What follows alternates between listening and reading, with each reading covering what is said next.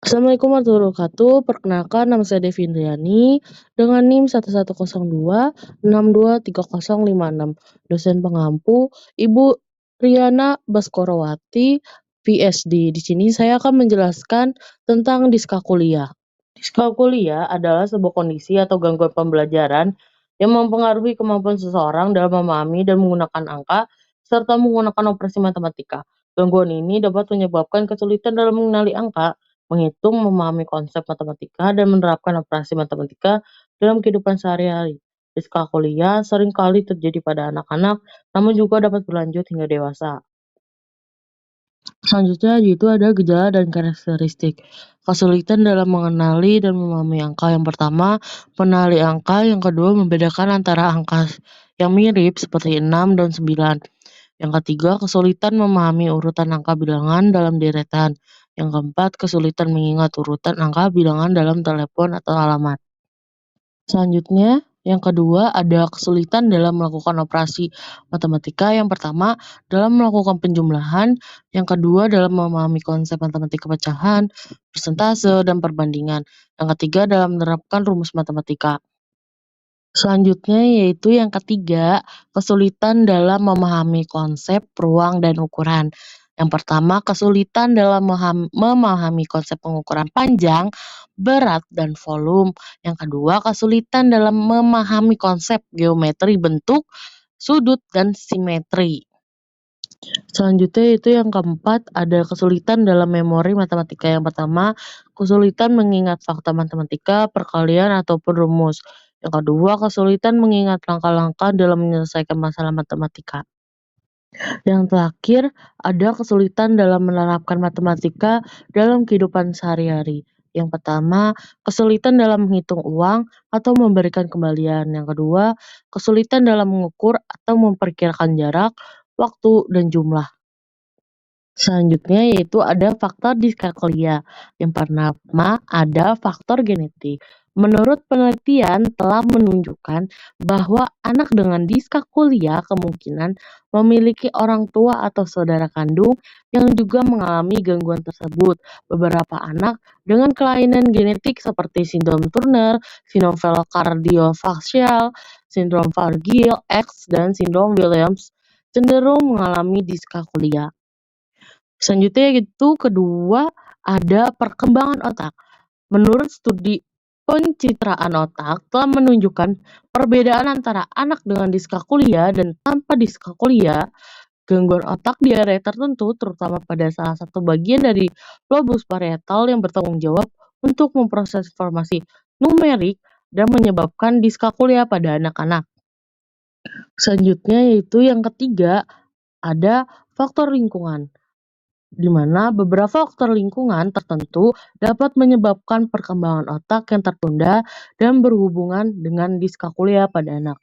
Misalnya, ibu yang minum minuman beralkohol saat hamil, kelahiran prematur, dan berat badan lahir rendah. Selanjutnya yaitu yang keempat ada cedera otak, di mana anak yang mengalami kondisi tertentu seperti kecelakaan yang menyebabkan kecederaan otak juga mengalami diskalkulia. Selanjutnya yang terakhir yaitu faktor eksternal, di mana lingkungan sekolah tidak hanya memadai pengajaran yang kurang optimal, status ekonomi yang rendah, dan masalah perhatian perilaku juga dapat menyebabkan diskalkulia pada anak. Selanjutnya itu ada strategi dan intervensi. Di dalam strategi dan intervensi dibagi menjadi 6 sebagai berikut. Yang pertama yaitu asesmen. Pentingnya untuk melakukan asesmen terlebih dahulu. Asesmen ini meliputi penilaian terhadap kemampuan matematika anak, riwayat anak, asesmen psikososial anak, dan pemeriksaan klinis pada anak. Selanjutnya yaitu yang kedua ada model intervensi. Di model intervensi ini terbagi menjadi 4, yaitu model psikoedukasi, melibatkan pendekatan edukatif yang fokus pada pemahaman dan peningkatan pengetahuan tentang diskalkulia.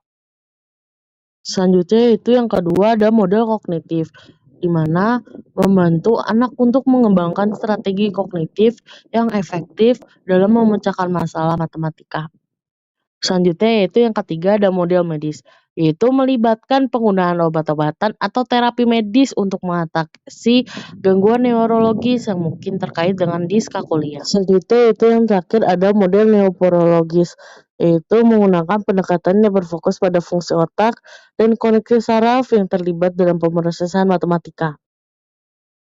Selanjutnya itu yang ketiga ada program pembelajaran individual, yaitu menyediakan program pembelajaran yang disesuaikan dengan kebutuhan anak dengan diskalkulia. Program ini dapat melibatkan tutor sebaya, penggunaan media pembelajaran yang beragam, dan pendekatan pembelajaran yang interaktif.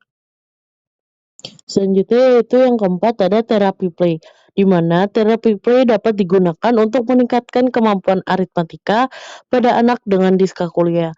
Terapi ini dapat membantu mengatasi kecemasan dan rendahnya percaya diri yang sering dialami oleh anak-anak dengan diskalkulia. Selanjutnya itu yang kelima ada penggunaan media pembelajaran, di mana penggunaan media pembelajaran seperti gambar, grafik, kata-kata, komputer, atau kalkulator dapat membantu anak memahami konsep matematika dengan lebih baik. Yang terakhir yaitu ada penggunaan warna, di mana penggunaan warna-warna yang melambangkan angka dapat membantu memori anak dan memudahkan pemahaman konsep matematika, seperti pada pengguna pembelajaran pada kartu Uno dan lain sebagainya. Selanjutnya yaitu ada dukungan dalam pembelajaran. Yang pertama ada alat peraga, di mana anak-anak dengan diskalkulia dapat dibantu dengan menggunakan alat peraga seperti jari, sampah, alat penghitung atau koncos, manik-manik, dan garis bilangan, di mana alat-alat ini dapat membantu mereka dalam mengerjakan soal penjumlahan, pengurangan, dan perkalian sederhana. Selanjutnya itu yang kedua ada metode pengajaran inklusif, di mana metode pengajaran yang inklusif dapat bermanfaat bagi semua murid, termasuk mereka yang memiliki diskalkulia. Metode ini melibatkan penggunaan alat peraga, strategi pemecahan masalah, dan penggunaan kertas contekan atau ringkasan atau script sheet. Selanjutnya yaitu yang ketiga ada pemecahan soal menjadi lebih mudah, di mana mengajarkan anak-anak strategi untuk memecahkan masalah matematika menjadi bagian yang lebih kecil dapat membantu mereka dalam memahami dan menyelesaikan soal. Misalnya menggunakan lagu dan jembatan keledai untuk mengetahui atau membantu mereka mengingat strategi-strategi pemecahan masalah tertentu dalam soal matematika. Yang keempat ada identifikasi kesulitan, di mana guru dan orang tua perlu menanyakan pada anak bagian mana yang paling penting atau paling sulit bagi mereka dalam mempelajari matematika. Dengan mengetahui kesulitan mereka, kita dapat memberikan penjelasan yang lebih jelas dan mendukung mereka dalam menguasai bagian yang tertentu atau yang bagian yang lebih sulit. Yang kelima, belajar satu persatu atau belajar secara bertahap, di mana mengingat soal matematika bisa membingungkan bagi anak dengan diskalkulia. Penting untuk menggarap soal satu persatu, menutupi soal-soal lain dalam halaman soal, dan memberikan timbal balik langsung dalam membantu anak-anak belajar dari kesalahan mereka dan memahami strategi pemecahan masalah yang berbeda. Penggunaan bahasa yang tepat, di mana bahasa dan simbol matematika dapat membingungkan bagi anak-anak dengan diskalkulia. Penting untuk menggunakan variasi kata-kata seperti dikurangi, minus, dan diambil untuk menjelaskan konsep yang sama. Selanjutnya itu yang ketujuh ada belajar sambil bermain, di mana matematika dapat diajarkan melalui permainan-permainan kecil, menggunakan alat dan bahan di sekitar anak-anak. Menghitung dan mengoleksi benda-benda sehari-hari dapat membantu anak-anak dalam menguasai kemampuan matematika dasar. Selanjutnya yang terakhir ada sikap positif, di mana selalu penting untuk menanamkan perasaan positif terhadap matematika, membangun minat terhadap matematika dapat membantu anak-anak terus tumbuh dan melampaui kesulitan yang mereka alami. Kesimpulan, diskalkulia adalah gangguan belajar dalam matematika yang mempengaruhi kemampuan anak dalam memahami konsep dan simbol matematika. Banyak siswa sekolah dasar yang mengalami diskalkulia dalam belajar matematika. Penyebab diskalkulia dapat bervariasi, termasuk faktor fisiologis dan psikologis. Terima kasih.